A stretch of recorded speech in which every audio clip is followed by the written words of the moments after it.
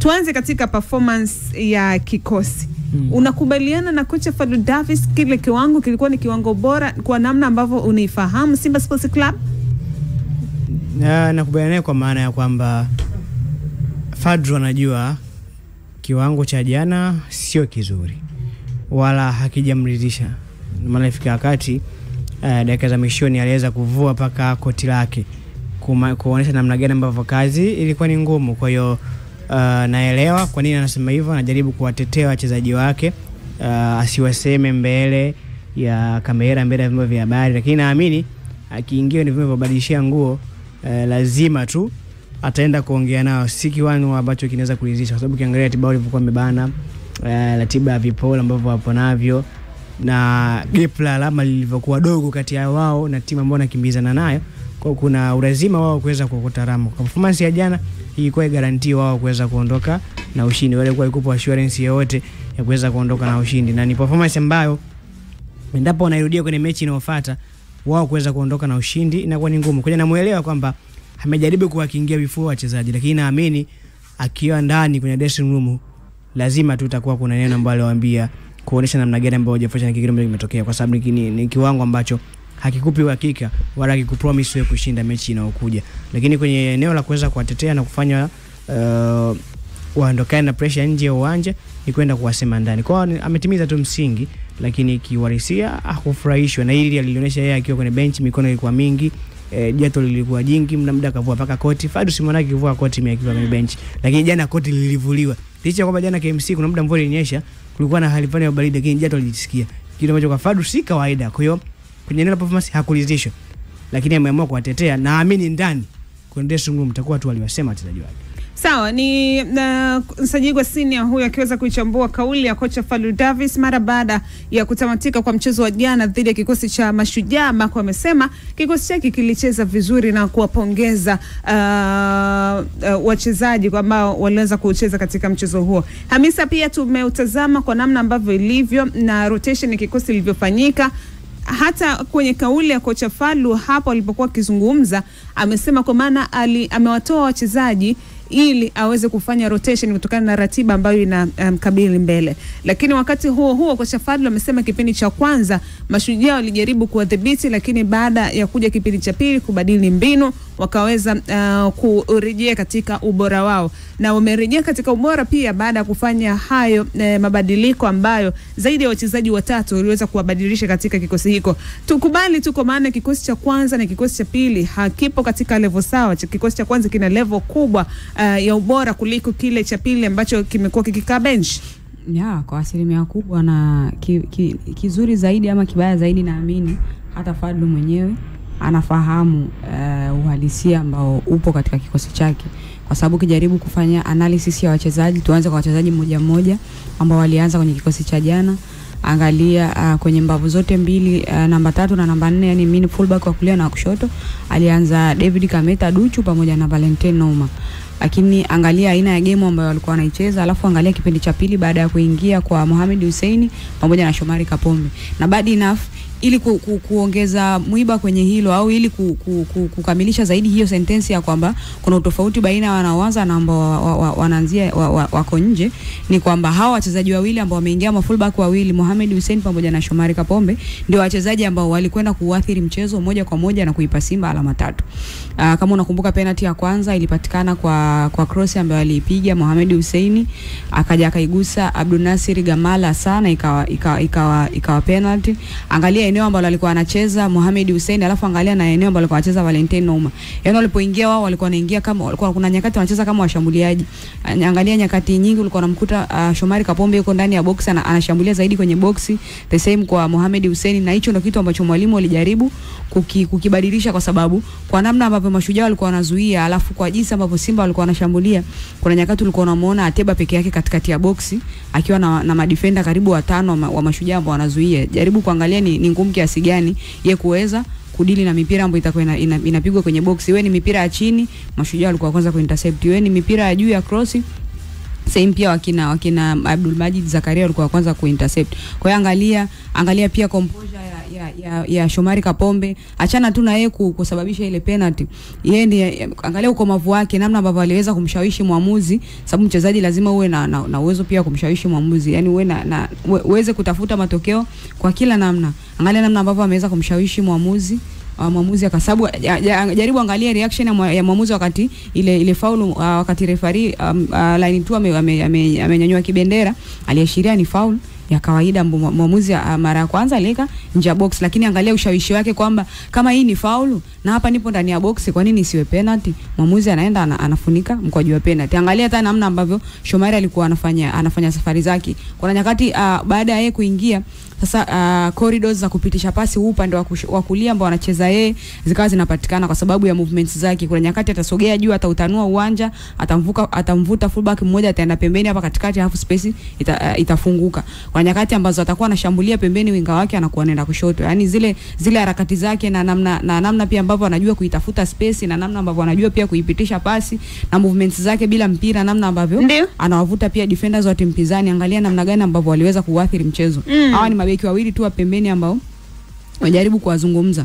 Angalia kwenye kikosi cha jana, Jan Chaza huwa ambaye ameonekana mara nyingi akifanya kazi yake vizuri, lakini bado kumekuwa kuna minongono kwamba hatoshei kwenye hicho kikosi.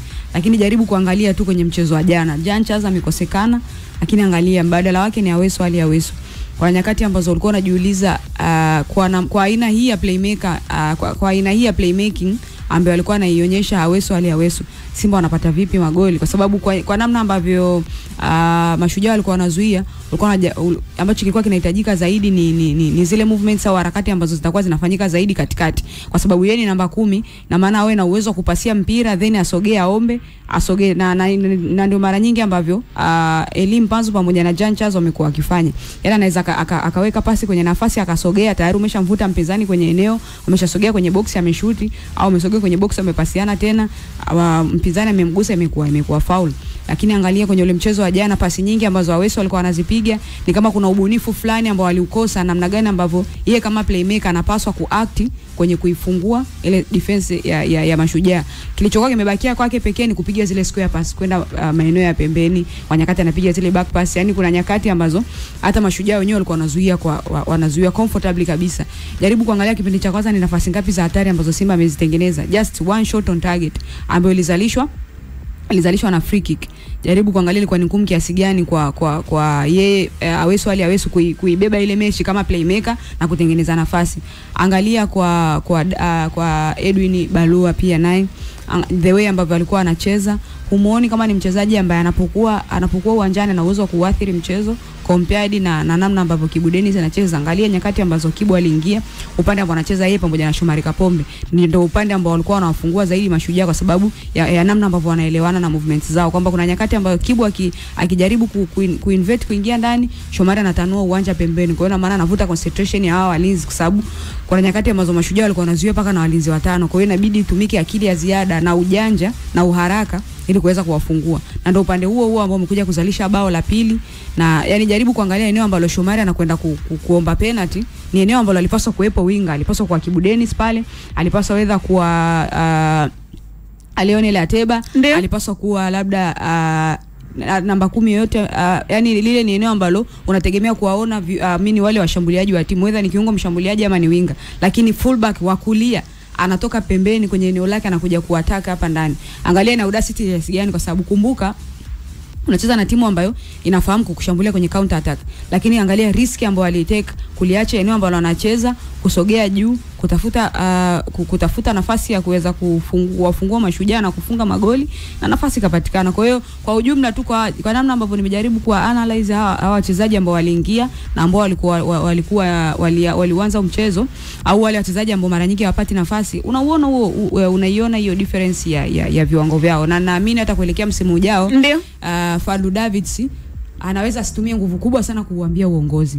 kwa sababu wao wenyewe wanaona kikosi chao, wanaona. Na umezungumza hapo kuhusiana na hiko kikosi. Juzi hapa katika michuano ya Muungano Cup tulizungumza wachezaji wa Young Africans ambao wafai pengine kuendelea na wananchi kwa msimu wa mwaka 2025-2026. Vipi kwa upande wa Simba, kwa jicho lako na kwa namna ambavyo umekitazama kikosi hiko kwenye mechi za kimataifa, mechi za ndani na mechi za kirafiki, kuna wachezaji ambao wanavaa jezi ya Simba lakini hawastahili kuvaa jezi hiyo? Kitu kizuri kwa Simba ni kwamba wachezaji wao wengi, ukiangalia hao ambao wanakuwa wanaanzia bench wengi ni wazawa. Alafu pia viwango vyao si kama ni viwango vibaya sana, ila ni viwango fulani hivi ambavyo unaona kadiri wanavyoendelea kukaa na hawa wachezaji wa kigeni kuna kitu ambacho wanajifunza. Kwa mfano sasa hivi muangalie David Kameta Duchu, ni mchezaji wa Simba ambaye yupo pale muda mrefu, amekuwa akimtoa kwa mkopo, na hata David Kameta akiwa anacheza si kama anakupa ile game fulani very bad. Au just imagine sasa hivi Simba achaneni na David Kameta, unaona kuna namba 2 gani hapa Tanzania ambaye Simba wanaweza kwenda kumchukua wakamweka kwenye kikosi chao na akaweza kuperform. Msimu jana Kevin Kijili alionekana kwenye performance bora sana. Simba wakamchukua. Umeona mara mwisho akicheza lini? Na Fadlu ana chuki na mchezaji, ukimwona acheze ujue hajafiti kiwango cha timu. Kwa hiyo kuna makocha ambao wana chuki na wachezaji? Hapana, yani kuna ujue wachezaji namna ambavyo wapo wastara, wachezaji wana ile tabia fulani. Anavyoona mwalimu ampangi kwenye kikosi, yeye anaamini kwamba labda mwalimu ananichukia. Na of course unajua makocha wapo hivi. Kuna nyakati huwa inatokea tu kocha mchezaji wake na kipenzi anakuwa fulani. Ndio kuna wakati unajiuliza kwani mbona huyu achezi na anaperform vizuri, lakini kocha akishampenda yule atacheza huyo ingawa ni kwa mara chache. Lakini sitaki kuamini kwamba Kijili achezi kwa sababu labda Fadlu anamchukia. Hapana. Hachezi kwa sababu hajafiti kiwango cha kucheza Simba. Ndio maana Shomari anapokosekana anacheza David Kameta Duchu. Upande wa Valentine Nouma na Mohamed Hussein, binafsi sioni utofauti mkubwa sana wa kiwango baina ya watu hawa wawili. Mohamed Hussein yes yupo juu ya Valentine Nouma, lakini Valentine Nouma naye inawezekana akawa anakimbizana naye kwa hapa nyuma kidogo. Ndio maana pia uoni difference kubwa sana hata wanapokuwa wanaanza hawa wachezaji wawili. Na naweza nikasema kwamba angalau sasa hivi Simba kwenye ule upande wa Mohamed Hussein anaweza kuwa na luxury, kuna nyakati ya kuweza kufanya rotation. Kwa sababu ukimwangalia Valentine Nouma the way ambavyo anakuwa anacheza, inawezekana tu game ya jana pia kuna namna fulani ambavyo iliweza kuwapalia, au kuna namna fulani ambavyo hata yeye mwenyewe alikuwa anaonyesha namna ambavyo anauhitaji mchezo, anajaribu kuonyesha actions zake za kuweza kufanya movements za kuwafungua Mashujaa. Ile ilikuwa ni ngumu, lakini siuoni utofauti huo mkubwa wa kiwango, na ndio maana unaona siku hizi ni game chache sana kukuta Mohamed Hussein amecheza dakika 90. Unaweza kukuta ameanza baadaye akaja katoka sababu akaingia Valentine Nouma, au ametoka sababu ameanzia bench baadaye akaja akaingia. Na maana hiyo inakupa picha kwamba mwalimu anataka kuwapa wachezaji wake dakika kwa sababu wote anaamini wana uwezo na wanaweza kuipambania hiyo namba. Ukija kwenye mabeki wawili mabeki watatu katikati ambao Simba wako nao, no doubt pale kwenye lile eneo Abdulrazak Hamza is there, outstanding performance ambayo amekuwa nayo wala haina mjadala. Karabucha Mu ambaye sasa hivi kukosekana kwa Chefo ndo Malone, nenda kamwangalie the way ambavyo ana perform pia kwa Chefo ndo Malone, hiyo wala haina doubt. Njoo kwenye eneo la kiungo Yusuf Kagoma he's there toka alipoingia ndani ya Simba, anampa zaidi uhuru Fabrice Luamba Ngoma kuweza kuoperate kwenye maeneo ya juu the way ambavyo anailinda defense yake. Ndio wala hakuna tatizo hapo. Njoo kwa Awesu, inawezekana hapo ndo kuna utofauti wa viwango baina ya Awesu na Jancha Zahua, kwa sababu aina ya mchezaji kama Awesu ni mchezaji ambaye kuna nyakati ambazo anaweza kaingia mchezoni vizuri na akatengeneza nafasi, lakini si mchezaji ambaye anaweza kaliathiri box la mpinzani kwa kufunga magoli. Kwa hiyo jaribu kuangalia aina yake ya uchezaji na utofauti wa kiwango. Lakini sasa just imagine sasa hivi unawaambia Simba achaneni na Awesu. Sasa hivi unaona hapa kwenye ligi yetu kuna namba 10 gani mzawa ambaye anaweza kuwa ana kiwango cha Jancha Zahua. Nenda kamchukue Faisal Salum. Angalia ugumu ambao upo kwenye kumngoa Faisal. Kwa hiyo bado utawapa Simba tu nafasi ya kuendelea kubaki naye Awesu, na mimi pia wala sina shida na Awesu kuendelea kubaki ndani ya Simba. Na Hamisa, jana wakati tunatoka kutazama mchezo wa Simba na Mashujaa, ukasema usiende ukaniuliza swali kwa maana formation ambazo zilitumika katika mchezo huo au ufundi. Kwa sababu haujaona ufundi. Na kwa kauli ambayo amezungumza kocha Fadlu, akasema kwa Mashujaa waliweza kufanikiwa kuwazuia, lakini kwa ufundi hakuna ambacho walikifanya Mashujaa. Yeah, of course. Yani jana kuna nyakati ulikuwa ukijaribu kuangalia Mashujaa wanazuia kwenye wanazuia kwenye muundo gani? Ulikuwa uone kuna nyakati wanajikusanya sehemu moja, wanakusubiri kija na mpira wanajikusanya na kugonga pale wanachukua mpira au itakuwa watakufanyia foul. Ndio maana jana Mashujaa walizalisha fouls nyingi sana kiwanjani. The way ambavyo walikuwa wanazuia, na unaweza ukaelewa kwa sababu kuna wakati ambao mchezo ulifika hakuna ambaye alikuwa anaweza kucontrol mchezo, si Simba wala si Mashujaa. Kwa kwenye eneo kama lile kila mmoja anajaribu kufanya ambavyo yeye anahitaji. Kwa hiyo ikawa ni game ambayo mmoja ni game ya mmoja ambaye anashambulia dhidi ya mmoja ambaye anazuia. Na pia the way ambavyo Mashujaa walikuwa wanafika, nafikiri pia ni kutokana na ahadi ambayo walikuwa wamewekewa. Kwa hiyo kuna wakati ambao mchezaji anaweza kawa anatoka nje ya vile ambavyo mwalimu amemwelekeza. Kwa hiyo kuna wakati, ndio maana jana nikakwambia ukijaribu kuichambua ile mechi kiufundi kabisa kwamba mchezo ulikuwa kwenye namna hii, inawezekana ni ngumu kutokana na namna ambavyo timu zote mbili zilikuwa zikicheza. Kwa hiyo na huu ni mchezo ambao mara zote mimi wanasema duniani hakuna timu yoyote ile ambayo inaweza kugarantii kuwa na performance ile kuanzia mechi ya kwanza ya msimu mpaka mechi ya mwisho. Kuna zile mechi ambazo ndo kama ile mechi ya jana. Zile mechi ambazo unahitaji alama 3. Utazipata kwa namna gani ujui. Uperform vibaya it's okay. Uperform vizuri it's okay, lakini alama 3 unazihitaji. Na moja ya michezo hiyo na michezo hiyo pia huwa inaionyesha au inaashiria toa viashiria vya kwamba hii ni timu ambayo inagombania ubingwa. Kwamba timu ambayo inapambania ubingwa ni timu ambayo ina uwezo kukusanya alama hata katika mazingira magumu. Angalia mchezo wa Simba dhidi ya Mashujaa, mchezo wa kwanza. Ulikuwa almost Simba upoteza ule mchezo. Kona ya mwisho inapigwa, Simba anachukua alama 3. Mchezo dhidi ya JKT Tanzania, huyu Shomari Kapombe, dakika za jioni kabisa Simba anachukua alama 3. Same kwa mchezo ule wa jana pia. Angalia mchezo ulikuwa mgumu kiasi gani. Angalia mchezo wa Simba dhidi ya Pamba ambao ulichezwa CCM Kirumba Mwanza. Ulikuwa kwenye ugumu kiasi gani. Mchezo wa Simba na Tanzania Prisons Sokoine ulikuwa mgumu kiasi gani. Hii ndio aina ya michezo ambayo kuna wakati mwalimu unauma meno unasema mchezo uishe tu. Wakati wachezaji wako wenyewe unakuwa unaonea huruma namna ambavyo mchezo umekuwa mgumu kwao. Kuna wakati hata kucontrol tu ile performance ya timu, kusema timu iperform kama ambavyo imeperform kwenye uwanja wa mazoezi ni ngumu. Kwa hiyo kwangu credit kwa Simba kwa sababu wamechukua alama 3 kwenye mazingira magumu. Ingewezekana Simba kaperform vizuri jana, tukaona pasi nyingi, sio tukaona feints nyingi, tukaona Simba sio ikiwa ina defend kwenye namna hii na inazuia kwenye namna hii. Tukaona labda Mashujaa wametoa game nzuri ambayo wamecheza tactically, timu zote mbili zilikuwa defined. At the end of the day Simba akakosa alama 3, akachukua moja ama alama 0. Hakuna mtu ambaye atakumbuka performance, ila zinazokumbuka ni alama 3. So credit kwa Nsajigwa. Hamisa kwa upande wake amesema haoni wachezaji wa kuachwa katika kikosi cha Simba kutokana na asilimia kubwa wachezaji ambao wako bench ni wazawa. Mbona uliishia hapo? Kwa upande wako Nsajigwa, kwa namna kikosi cha Simba kilichopo, wachezaji wanaoanza, wachezaji wanaokaa bench na kupata nafasi mara chache, kuna namna ambavyo wengine unawaona kabisa hawa mwakani kwa maana dirisha kuu la usajili likifika panga linawakuta, ile thank you inakuwa miongoni mwao. Lazima watapunguzwa ili kuweza kuboresha, kwa sababu wengi ambao wana target ni wachezaji wa kimataifa. Na hivi sasa kwa mujibu wa idadi Simba shakamilisha hadi 12. Kwa hiyo kuingiza mtu lazima mtu atoke. Na hao na kuna watu ambao wanaweza kaachwa, na mtu wa kwanza ambaye nafikiri inawezekana kando wa kwanza kuachwa au kimuia shabiki wa Simba hivi sasa nani atoke ili aingie mchezaji mwingine. Karibu kila mtu atamtaja huyo mchezaji. Na mimi ndio Joshua Mutale. Mchezaji gani? Joshua Mutale. Okay, anatakuwa kwanza kupa thank you. Lakini kipindi cha hivi karibuni akipewa nafasi hasa kitokea Sabu amekuwa kihuisha safu ya ushambuliaji ya Simba. Bado hajafikia matarajio ambayo wajiwekea, na nilimsikia ilikuwa ni wiki iliyopita. Ni wiki hii Simba ilikuwa wanatua airport. Baada ya kutua Crescentus Magori, mjumbe wa bodi kipindi na mshauri wa rais wa Simba Mohamed Dewji, alisema kuna wachezaji ambao aliwaona kwenye pre-season kule Ismailia nchini Misri walikuwa na kiwango bora sana, lakini baada ya kuja hapa mambo yamekuwa tofauti. Aliwataja wengi, lakini wa kwanza alikuwa Joshua Mutale, kwamba kile ambacho alikuwa anakiona kule na ambacho amekiona huku ni tofauti.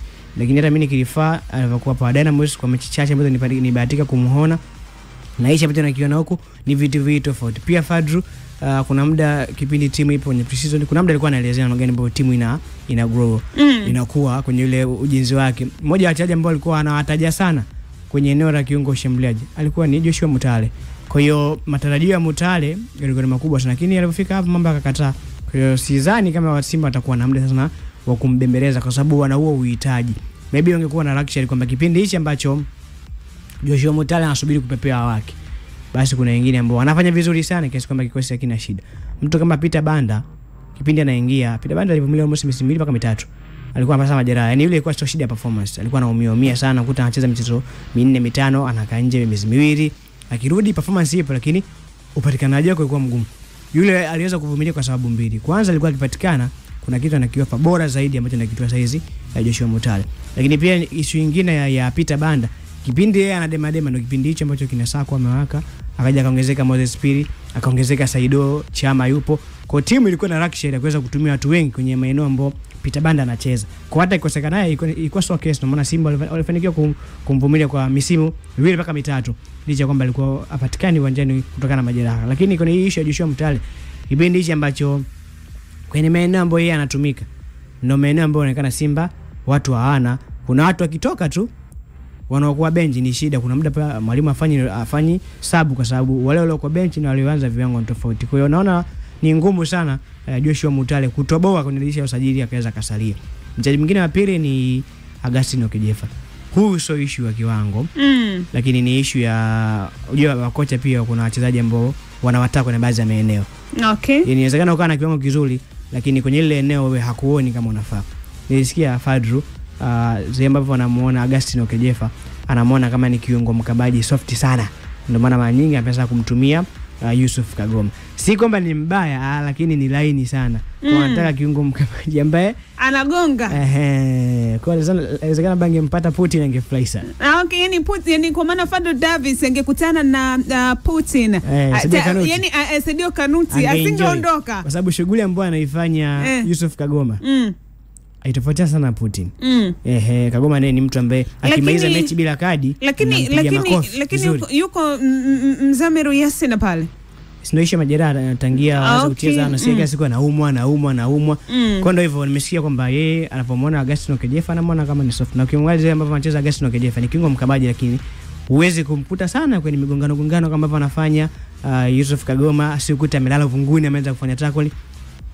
Mambo bwana Kejefa huo mpati. Utampata timu kana mpira apige pasi, aanze mshambulizi hivyo. Kwa hiyo inawezekana naye ni mmoja wa watu ambao wakaacha, lakini huyu itakuwa ni biashara kwa sababu ana mkataba na Simba na bwana ni mchezaji ambaye sokoni anahusika. Na umezungumza namna ambavyo anapenda kupiga pasi, anapenda kumiliki mpira.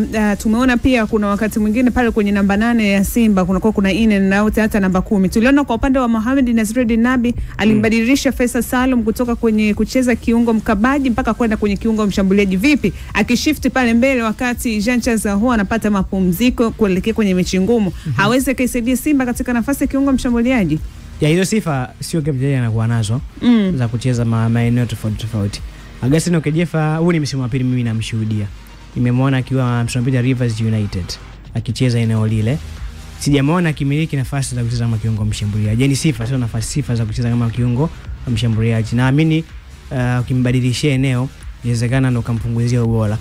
Kwa mimi nilivyomwona kwenye hii michezo, kwenye hii misimu miwili, sijajua Fadru yeye anamuonaje kwenye uwanja wa mazoezi. Na naamini kama ingeona muona zaidi hapo, basi tungeona labda kwenye baadhi ya mechi amemjaribu. Lakini sehemu pekee ambayo nimeona Fadru amemjaribu Agustin tofauti na eneo lake asili ni mcheza beki wa kati. Lakini sije kuona ameweza kumpandisha juu tena kiungo mshambuliaji. Mechi iliyopita ile niliona Dibra alimjaribu kucheza kwenye eneo hilo. Inawezekana ameona na hizo sifa. Kwa hiyo kwa mimi nilivyomtazama Agustin sijaona akiwa na hizo sifa. Sijui Fadlu ameweza kumuonaje. Labda kama amemuona hivyo anaweza kujaribu, lakini kwa nini ufanye hivyo wakati una nafasi ya kuweza kupata wachezaji bora kwenye eneo husika? Yaani kwa nini umjaribu mwingine ambaye huna hakika kama italipa au italipa? Kwa sababu kile bwana Nabi anajaribu Yanga kidogo haikuwa sawa. Kwa ilikuwa ni swala tu la kubeti kwamba ikifanikiwa huku ni sawa. Na kweli issue ya Faisal ikafanikiwa. Kwa hiyo kuna huo lazima sasa hizi Simba kumbadilisha Agustino Kejefa akacheza eneo la shambuliaji. Kitu ambacho mimi nikimtazama sioni kama na make hizo sifa. Kwa naamini option sahihi kwa Simba naweza kubaki na Agustino kwenye eneo hilo kwa sababu Yusuf Kagoma ambaye sasa anacheza kipindi msimu unaanza, moja wa watu ambao walipitia vipindi vingi vya majeraha alikuwa ni huyu bwana. Na mechi nyingi za mwanzo wa msimu Agustino Kejefa ndo alikuwa anacheza kwenye eneo hilo mpaka ambapo Yusuf Kagoma aliweza kupona. Kwa hiyo ni eneo ambalo ikitokea Agustino anatoka, maana lazima kuna mtu mwingine atakiwa aingie ili aweze kuwa Yusuf Kagoma pekee yake, kwamba ndo msimu mzima mtegemea mmoja, kwa sababu kitokea issue za majeraha hizi za kufungiwa masuala ya kadi lazima uone watu wawili kama msimu huu ilikuwa. Kwa hiyo ni mtu ambaye kumbadilisha eneo mimi si support sana, wala siamini katika ile kwa jinsi nilivyomuona, lakini Fadlu inawezekana kana majibu sahihi zaidi kwa sababu yeye ni mtaalamu kwenye ile eneo, lakini pia anaishi naye kambini. Sawa, ni kusema kile ambacho kimetokea kwenye kikosi cha Simba na tathmini kuelekea